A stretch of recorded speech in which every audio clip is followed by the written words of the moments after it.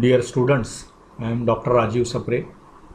This is lecture number 6 about chapter complex number. This is part of video lecture series about HSC mathematics. I appeal all of you to subscribe my channel Maths Made Easy by Dr. Rajiv Sapre and take advantage of all these lectures. So in the previous lecture, we were discussing properties of multiplication, properties of subtraction of the complex numbers. Now you know how to divide one complex number by another complex number. So if you know that, if you definitely know that when z is equal to a plus ib, z1 suppose, and z2 is suppose c plus id, then how to perform z1 upon z2. This has a special procedure. So again I repeat, in one of the previous lectures we have discussed how to divide two complex numbers. So here it is c plus id is the divisor. So what you do is you are multiplying and dividing by the complex conjugate of this divisor. So you will complex conjugate of c plus id, you know it is c minus id, and so upon here c minus id and upon c minus id, and so this is regular product AC. Then what? IB and ID, this is minus ID, this is plus. So plus and minus, their product will be negative, and I square is minus 1, so it becomes positive finally. So AC plus BD will be the real part, and plus what? Plus I into bracket. Now this product A into minus D, that is minus AD, and plus BC. So it is BC minus AD. And BC minus A into D, and whole thing divided by, I will enlarge this, whole thing divided by, so that we will write it in a proper way. This may be tempting, means this may be confusing. So here product AC means what I am actually doing is I am multiplying A plus IB. I will write it exactly as you expected, C minus ID, and divided by this C plus ID into C minus ID. Now you know that this is nothing but denominator is c square plus d square, and this numerator is what? Now it is multiplication, so it is AC. Then what? IB and C, so it is I into BC plus sign. Then this IB into C we have done, right? AC and IB into C. Now I have to multiply by A and minus I D, so it will be what it will be? Minus I into AD, and then what? This minus IB and minus ID, this is D, so my plus IB and minus ID, so plus minus product is minus, so I squared and then BD, I squared BD. But I squared ची value किती असते? -1. You know I squared is -1. त्यामुळे एकूण आता हा भागाकार काय होणार बघा, हे -1 आहेत, त्यामुळे हे -1 आणि हा मायनस म्हणजे प्लस झालं, म्हणजे ते रिअल पार्ट त्या कॉम्प्लेक्स नंबरचा AC प्लस BD झाला, आणि plus I into imaginary part काय होणार? BC minus AD, BC minus AD, and whole thing divided by B square, sorry, whole thing divided by C square plus D square. This is how you take or you calculate division of the two complex numbers. आता ह्या डिव्हिजनच्या काही properties आपल्याला बघायच्या आहेत. What R expected properties, हे कळलं ना तुम्हाला, how you take divisions, and previously we have solved some problem, so this is not new, this is already done by us, just as a revision I did it for you. Now what are the properties that are expected about, see properties of division. 1 upon I, see whenever you want to calculate 1 upon I division, म्हणजे 1 हा पण एक complex number आहे ना, every real number is a complex number, so 1 is a complex number, पण ते special आहे. I ज्यावेळी असेल त्यावेळी त्याचं जर मला 1 upon I म्हणजे थोडक्यात रेसिप्रोकल ऑफ आय ज्यावेळी मला काढायचं आहे, त्यावेळी इथे मी आय आणि आयनेच गुणतो, मायनस आय वगैरे नाही करत आपण. म्हणजेच काय होईल इथे, हे 1 इंटू आय आणि divided by I square, this I into I, म्हणजेच 1 इंटू आय म्हणजे आय झालं, आणि अपॉन हे -1 झालं, आय अपॉन -1 म्हणजेच ते मायनस आय झालं. Okay, so the property 1 upon I is minus I, आणि बघा ना 1/i जर मायनस आय असेल तर त्याचा अर्थ काय होतो, तर आय इंटू मायनस आय हे किती होणार, इथे प्लस आहे इथे मायनस आहे म्हणजे मायनस होणार, आणि आय स्क्वेअर्ड त्यातला आय स्क्वेअर्ड हे -1 आहे त्यामुळे मायनस ऑफ -1 म्हणजे +1 होणार. सो दिस इज ओके ना, म्हणजे 1/i इज मायनस आय, कारण काय आय आणि मायनस आय यांचा प्रॉडक्ट 1 येतो. So this is very obvious. तसंच दुसरी प्रॉपर्टी त्यांनी काय लिहिली आहे बघा, 1/a + ib म्हणजेच काय बघा, आपण 1a + ib रेसिप्रोकल म्हणजे आता इथे डिव्हिजन आहे, डिव्हिजन बाय कॉम्प्लेक्स नंबर, हा सुद्धा कॉम्प्लेक्स नंबर आहे. Actually 1 is real number but every real number is a complex number, so you can write it as 1 + 0i. पण ते ठीक आहे, म्हणजे आपण आता हा डिव्हिजन करताना काय करणार, a - ib ने गुणणार आणि भागणार. पण मग हे न्यूमरेटरचा प्रॉडक्ट a - ibच होणार, आणि हा फॉर्म्युलाच आहे आपल्याकडे, a + ib आणि a - ibचा गुणाकार काय असतो, a² + b². So done. So these two properties you are expected to do about division of the two complex numbers.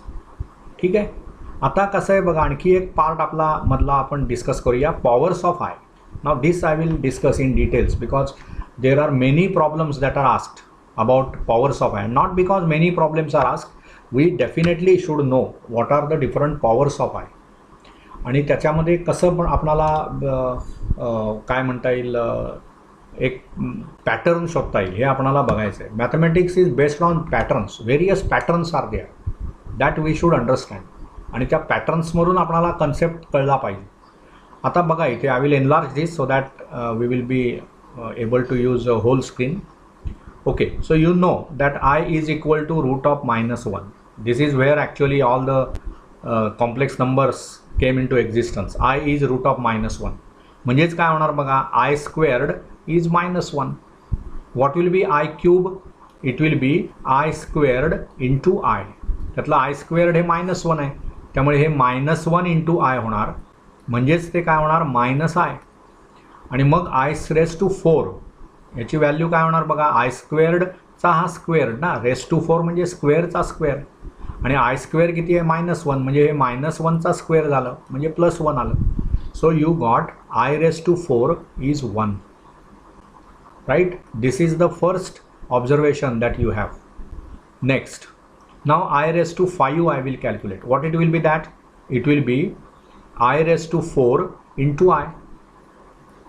पण I⁴ 1 आहे आत्ता आपण काढलं आहे, so it is 1 into I, so it is nothing but I. मग I⁶ मला काढायचं आहे, मग ते काय होणार बघा, I⁴ आपण का घेतो तर त्याची व्हॅल्यू 1 माहिती आहे आपणाला. आता I⁶ हे कसं झालं, I⁴ into I², पण I² व्हॅल्यू किती असते, -1, त्यामुळे एकूण काय झालं हे 1 into -1 म्हणजेच I⁶ व्हॅल्यू झाली -1. मग I⁷ म्हणजेच काय झालं, I⁶ गुणिले I, म्हणजेच हे किती होणार, I⁶ -1 आहे त्यामुळे -1 into I, म्हणजेच ते किती झालं -i. आणि शेवटची जे आपण शेवटचं म्हणजे असं चालूच राहील, पण आपण I⁸ला काय होतं बघा, I⁸ म्हणजे I⁴ स्क्वेअर, आणि I⁴ तुमचं 1 आहे त्यामुळे हा 1चा square, so you got 1. So I⁸ हे तुम्हाला 1 मिळालं. तसंच पुढे तुम्ही कंटिन्यू प्रोसिजर चालू ठेवलीत तर तुम्ही आणखी 4 जेव्हा होतील, I⁴ that will be also 1, I⁴ also will be 1. So when ever you continue all this process, what I get is I⁴n हे 1 मिळणार. 4 मल्टिपल ऑफ 4 बघा, 4 हा 4चा मल्टिपल आहे, 8 हा 4चा मल्टिपल आहे, 12 हा 4चा मल्टिपल आहे. मल्टिपल याचा अर्थ काय, 12ला 4ने भाग जातो. मला अशी एक संख्या इंटिजर शोधता येते की 4 गुणिले 3 12 आहेत, म्हणून 12 हा 4चा मल्टिपल आहे, 8 हा 4चा मल्टिपल आहे. 4चा मल्टिपल असणारी कोणतीही पॉवर आयची घेतलीत की त्याची व्हॅल्यू 1 झाली. पुढे बघा, I⁴n + 1 म्हणजे समजा 5 ही संख्या आहे, ती कशी आहे, 4 अधिक आहे, 4 हा त्यातला 4चा मल्टिपल आहे. 9 ही संख्या आहे, 4n + 1, जर n मी 2 घेतला तर हे 9 झालं.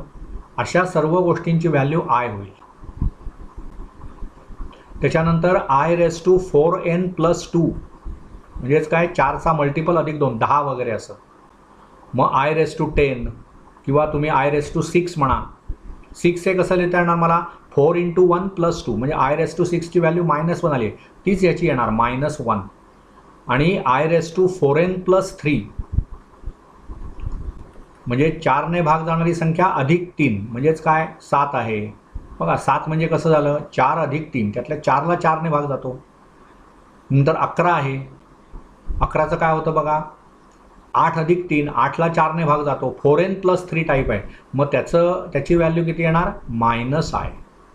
त्यामुळे हा सर्वात महत्त्वाचा पॅटर्न आपल्याला मिळाला.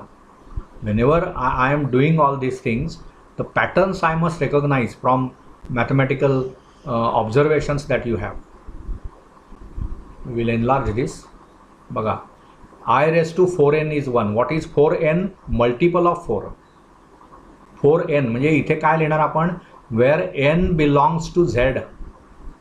For all n belonging to z. n हा कुठलाही इंटिजर असेल. समजा n म्हणजे तुम्ही -3 घेतलं तर 4 × -3 होणार ते आय रेस टू -12. पण आय रेस टू -12 म्हणजेच काय बघा, किती सोपं आहे, 1/i रेस टू 12. पण हे मल्टिपल ऑफ 4 असल्यामुळे ह्याची व्हॅल्यू 1 येणार. बघा I raise to 4n is 1, म्हणून हे पुन्हा 1च आलं, कारण 1/1. So remember, any integer which is multiple of 4, मग ती पॉझिटिव्ह असो, निगेटिव्ह असो, 0 असो, 0 पण मल्टिपल ऑफ 4 आहे. 0ला 4ने भाग जातो ना, म्हणून 0 ही 4ची मल्टिपल आहे, मग त्याची व्हॅल्यू पण 1 येणार. I raise to 0 is 1, i raise to 4, i raise to 8, i raise to 12, i raise to -4, i raise to -8, all these powers of i they will finally go to 1. त्यांची value 1 असणार. त्यामुळे powers of आयबद्दल ज्यावेळी आपण अभ्यास करतो त्यावेळी मला हा रूल माहिती पाहिजे की i raise to 4n is 1, i raise to 4n + 1 is i raise to 4n + 2 -1, 4n + 2 याचा अर्थ 4ने भाग जाणारी संख्या अधिक 2. आणि संख्या म्हणजे ती रॅशनल नंबर वगैरे नव्हे, इंटिजर. बघा इथे लिहिलं आहे for all n belonging to z. लक्षात आलं का? तेव्हा हे पॉवर्स ऑफ आयबद्दल आपणाला माहिती पाहिजे. आणि मग ह्याचा वापर कसा करायचा, आपण कुठलीही, बघा मला तुम्हाला आयची कुठलीही पॉवर दिली ना तर त्याची व्हॅल्यू सांगता आली पाहिजे. बघा ते रूल वापरून कसं करता येईल आपणाला. बघा म्हणजे कसं आहे बघा, की suppose you are asked, okay, what is i raise to 33. मग 33 ही संख्या मला 4ने भाग जाणारी त्याच्या आधीची लहान संख्या शोधा, 32. 32ला 4ने भाग जातो, म्हणजेच मला ते कसं लिहिता येणार, 4 × 8 + 1, म्हणजेच हे 4n + 1 टाईप झालं. तर 4n + 1 ज्यावेळी आयची पॉवर असेल त्यावेळी त्याची व्हॅल्यू आय, त्यामुळे हे नुसतं आय. बघा आय रेस टू, समजा तुम्हाला विचारलं 252, काही गांगरून जाण्याची गरज नाही. 252ला 4ने भाग जातो का बघा, 4 × 24, 1 उरला, 4 × 12. म्हणजेच हे जे 252 आहेत ते 4 × किती आहेत तर 63. 4 × 63, मग 63 ही इंटिजर आहे, त्यामुळे हे 4n टाईप झालं. आय रेस टू 4n 1 आहे त्याचं उत्तर. मला काय आय असं 252 वेळा गुणावं नाही लागत. हे कशासाठी रूल्स तयार केले आपण. मॅथमॅटिक्स डिपेंड्स ऑन द फॉर्म्युले, आणि फॉर्म्युल्यांचं चांगलं अंडरस्टँडिंग मला पाहिजे. समजा तुम्हाला असं विचारलं उद्या आय रेस टू 374 हे किती आहे, तर 374च्या आधीची 4ने भाग जाणारी संख्या शोधा. 72ला 4ने भाग जातो ना, 18 × 72, म्हणजेच हे मला कसं लिहिता येणार, आय रेस टू 372 अधिक 2, 374. बरं 372 हे 4n टाईप संख्या आहे, 4ने भाग जातो त्याला, म्हणून ते 4n + 2 -1 असते व्हॅल्यू, म्हणजे याची व्हॅल्यू -1 येणार. कुठलीही आयची पॉवर. आता बघा आय रेस टू 153 मला विचारलं, तर 153च्या आधी 4ने भाग जाणारी संख्या कोणती, 152. बघा आय रेस टू 152 अधिक 1, 152, 13 × 52 आणि 100ला तर भाग जातो 4ने, 25, मग 38 × 152, 38 × 76 × 152, म्हणजे ही संख्या 4n टाईप आहे आणि 4n + 1, मग आय रेस टू 4n + 1 म्हणजे आय आहे, त्यामुळे ह्याचं उत्तर आय आलं. म्हणून हे तुम्हाला लक्षात ठेवलं पाहिजे. वन्स यू रिमेंबर दिस, मग i raise to 4n is i raise to 4n 1, i raise to 4n हे 1 आहे, i raise to 4n + 1 i raise to 4n + 2 -1 आणि i raise to 4n + 3 -i. Once you know this, समजा तुम्हाला उद्या विचारलं I raise to काय 139 किती आहे, तर 139 म्हणजे काय झालं, आय रेस टू 136 अधिक 3, त्यातल्या 136ला 4ने भाग जातो, म्हणजे हे 4n+3 टाईप झालं. मग 4n+3 मायनस आय असतं, म्हणून ह्याचं उत्तर 4n+3 म्हणजेच आय रेस टू 4n+3 हे मायनस आय असतं. So answer is minus i. So see, this is how you have to remember. All your 11th and 12th standard mathematics is formula based. You have to understand all these patterns.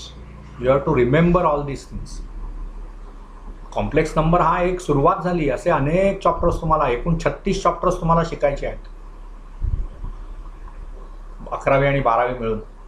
मग त्याच्यामध्ये तुम्हाला खूप फॉर्म्युले भेटीला येणार आहेत. फॉर्म्युल्यांचा अक्षरशः तुमच्यावर shower of फॉर्म्युले होणार आहे. मग ते सर्व फॉर्म्युले चांगले तयार पाहिजेत, सर्व प्रॉब्लेम सॉल्व करण्याच्या मेथड्स तुमच्या तयार पाहिजेत, की सर्व सोपं आहे.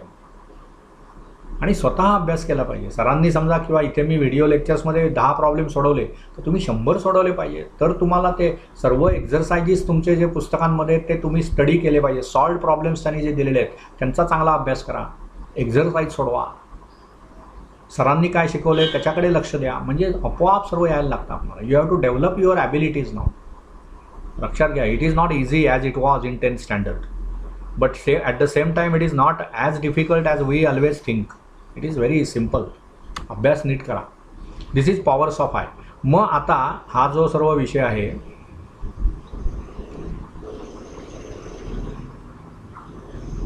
ठीक आहे, तर हा आपल्याला आता यूज करायचा आहे प्रॉब्लेम सॉल्व करताना. मग आता कसा यूज करायचा बघा. आता इथे तुम्हाला काही गोष्टी दिलेल्या आहेत, त्या आपण म्हणजे काही प्रॉब्लेम्स आपण सोडवूया, म्हणजे कळेल तुम्हाला पॉवर्स ऑफ आयवर कसे प्रॉब्लेम येतात. बघा इथे तुम्हाला दिलेलंच आहे त्यांनी, some problems on powers of i. हे बघा इथे इथे आता बघा हे प्रॉब्लेम्स, 8वा प्रॉब्लेम बघा. यातला सर्व प्रॉब्लेम्स काय मी सोडवत नाही राहणार आहे, परंतु आता हे बघा, शो दॅट काय म्हटलं आहे बघा त्यांनी. कितवा प्रॉब्लेम आहे, 8वा. कसा प्रॉब्लेम आहे बघा, show that 1 + I raised to 10 plus I raised to 20 plus I raised to 30 is a real number. Is a real number. म्हणजे तो कॉम्प्लेक्स नाही आहे, इज अ रियल नंबर असं आपणाला सिद्ध करायचं आहे. मग आता कन्सिडर म्हणा. Consider 1 + I raised to 10 plus I raised to 20 आणि plus I raised to 30. मग आता काय होणार बघा, 1 + I raised to 10. 10च्या मागे 4ने भाग जाणारी संख्या कोणती, 8. म्हणजे इथे I raised to 4, sorry I raised to काय होणार, 8 + 2. I will enlarge this so that we can use this set of formulae. I raised to 20. 20 हे तर 4ने भाग जातोच ना, 5 चौक 20, त्यामुळे इथे मला हे 4n वापरता येईल. आणि I raised to 30 म्हणजेच काय होणार बघा, I raised to 30 म्हणजे काय होणार, 28 अधिक 2. 28ला 4ने भाग जातो, म्हणजे ही 4n+2 क्वांटिटी आहे, ही पण 4n+2 क्वांटिटी आहे. 4n+2 म्हणजे काय असतं, I raised to 4n+2 is -1. So this is 1, this is -1, then this is again +1, कारण I raised to 20, 20ला 4ने भाग जातो, म्हणजे ते I raised to 4n type आहे, म्हणजे त्याची व्हॅल्यू 1. आणि हे पुन्हा 4n+2, 28 हा 4ने भाग जाणारी संख्या आहे, म्हणजेच ते पुन्हा -1 आलं, -1. So 1 - 1 + 1 - 1, so it is 0. And 0 belongs to R. तो रिअल नंबर आहे. ॲक्च्युली कुठलाही रिअल नंबर हा कॉम्प्लेक्स नंबर असतोच, त्यामुळे इज अ रिअल नंबर हे जे विचारलं आहे त्याच्यामध्ये, त्याचं असं आपण हा का प्रॉब्लेम म्हणतो आहे is a real number, because there is no imaginary part in this number. Imaginary part is what, 0 here. So I can say that problem is done. 0 belongs to R, so we have solve that problem. किती सोपा आहे बघा problem. तुम्हाला फक्त काय करायचं आहे, कुठल्याही I raised to एनिथिंग जे असेल त्याच्या मागे 4ने भाग जाणारी संख्या शोधा आणि मग तो ह्यातल्या कुठल्या पॅटर्नमध्ये बसतोय तो बघा. समजलं ना. जसं इथे I raised to 30 होतं, ते मी कसं लिहिलं, 28 अधिक 2. 28 का लिहिलं, 27 अधिक 3 का नाही लिहिलं आपण, तर 28 ही 4ने भाग जाणारी संख्या आहे, म्हणून ते 4n+2 असं मला लिहिता आलं. आणि I know that I raised to 4n+2 is -1, म्हणून ते झाला प्रॉब्लेम. लक्षात आलं ना. So this is how such problems are managed. ठीक आहे, ते पुसून टाकलं मी चुकून, असू दे, आपणाला ते माहिती आहे आता काय आपण करणार आहोत ते. पुढे आता हा प्रॉब्लेम बघा, find the value of i raise to किती आहे बघा, पहिलं 49, correct. What are the values? I raise to 49, then what, plus i raise to 68, then plus I raised to 89, and finally I raised to 110. I want to find the value of this. मग तेच करायचं आपण. I raised to 49 I can write as 48 plus 1, नंतर plus I raised to 68. 68ला 4ने भाग जातोच ना, 17 चौक 68, त्यामुळे that is okay. Plus I raised to 89 म्हणजेच काय, I raised to 88 plus 1, आणि प्लस आय रेस टू 110 म्हणजेच काय, आय रेस टू 108 अधिक 2, 110 झालं.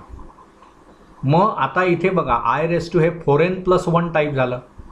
मग आय रेस टू आपण आता लिहिलं होतं ना, इथे बघा आपण असं लिहिलं होतं की i raise to 4n is 1, i raise to 4n plus 1 is i raise to 4n plus 2 is -1, हे आय हां, आणि i raise to 4n plus 3 is equal to -i.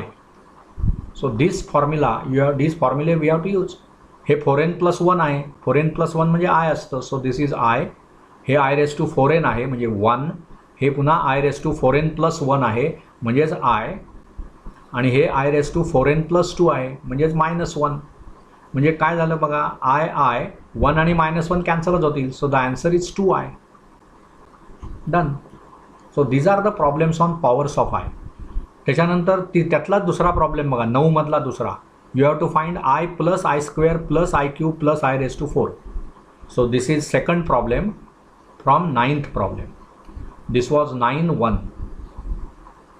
मग आता इथे काय विचारलं आहे तुम्हाला, you have to find the value of i plus I squared plus i raise to 3 आणि plus i raise to 4. Now this is straightforward. I म्हणजे आयच राहणार. I squared you know it is -1, i cube is -i, आणि i raise to 4 is +1. म्हणजेच काय झालं आता, हे आय हे -1 आणि +1 कॅन्सल झाले, आय आणि -i 0 झालं.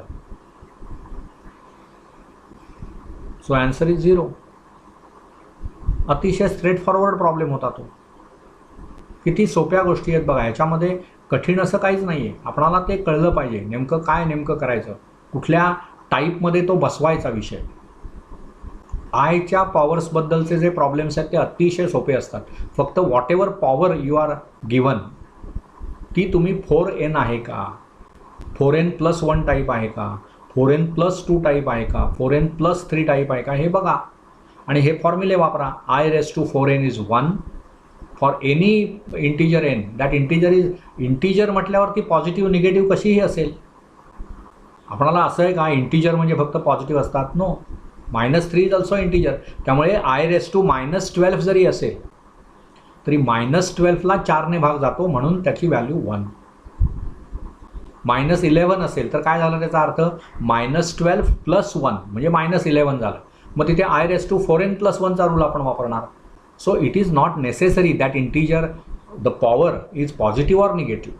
तुम्हाला ती 4n plus 1, 4n plus 2, 4n plus 3 की 4n अशी लिहिता येते, त्यानुसार त्याच्या व्हॅल्यूज ठरणार.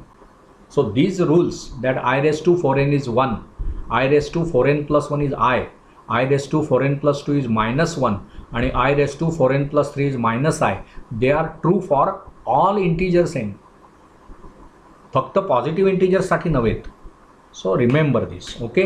So we will wind up this lecture at this particular point. In the next lecture we will again work on powers of I and problems on that we will try to solve. Okay, again at the end I appeal all of you to subscribe my channel Maths Made Easy by Dr. Rajiv Sapre and take advantage of all these lectures. Thank you.